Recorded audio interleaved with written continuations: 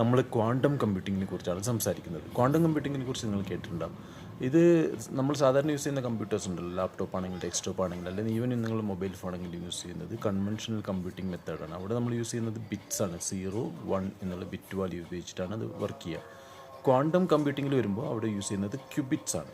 ക്യൂബിറ്റ്സിൽ നമ്മൾ സാധാരണ ബിറ്റ്സ് പോലെ 0 1 ആണ് അവിടെ വരുന്നത്. പക്ഷേ അതിൻ്റെ സൂപ്പർ പൊസിഷൻസ് എന്ന് പറയുന്ന സംഭവം, സൂപ്പർ പൊസിഷൻ എന്ന് പറഞ്ഞാൽ ഒരു അൺലിമിറ്റഡ് യൂസേജ് അവിടെ വരും.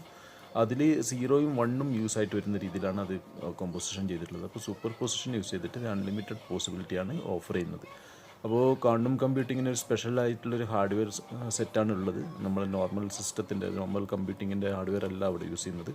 അപ്പോൾ ക്വാണ്ടം കമ്പ്യൂട്ടർ നമ്മൾ ബേസിക്കായിട്ട് യൂസ് ചെയ്യുന്നത് യൂസ്ഫുള്ളായിട്ട് വരുന്നതെന്ന് പറഞ്ഞാൽ നമുക്ക് ഫോർ എക്സാമ്പിൾ അനലിറ്റിക്സ് അല്ലെങ്കിൽ AI ബിൽഡ് ചെയ്യാൻ വേണ്ടിയിട്ട്, അല്ലെങ്കിൽ റിസർച്ച് പർപ്പസ്, അങ്ങനെയുള്ള അതായത് നമ്മൾ സാധാരണ കമ്പ്യൂട്ടേഴ്സിന് ചെയ്യാൻ പറ്റാത്ത പല കാര്യങ്ങളുണ്ട്. ഇപ്പോൾ ക്രിപ്റ്റോഗ്രാഫി ആകട്ടെ, അങ്ങനെയുള്ള പല കാര്യങ്ങളിലും ക്വാണ്ടം കമ്പ്യൂട്ടർ നമ്മളെ യൂസ്ഫുള്ളായിട്ട് വരും. അപ്പോൾ ഇനി ഫ്യൂച്ചർ എന്ന് പറയുന്നത് ഒരു 5-10 വർഷം കഴിയുമ്പോഴത്തോട്ട് ക്വാണ്ടം കമ്പ്യൂട്ടർ സർവ്വസാധാരണമായിട്ട് വരും. അപ്പോൾ നമ്മൾക്ക് ഇപ്പോൾ ചെയ്യാൻ പറ്റാത്ത പല കാര്യങ്ങളും വളരെ ഈസി ആയിട്ട് ക്വാണ്ടം കമ്പ്യൂട്ടിങ് യൂസ് ചെയ്തിട്ട് ചെയ്യാൻ വേണ്ടിയിട്ട് സാധിക്കും.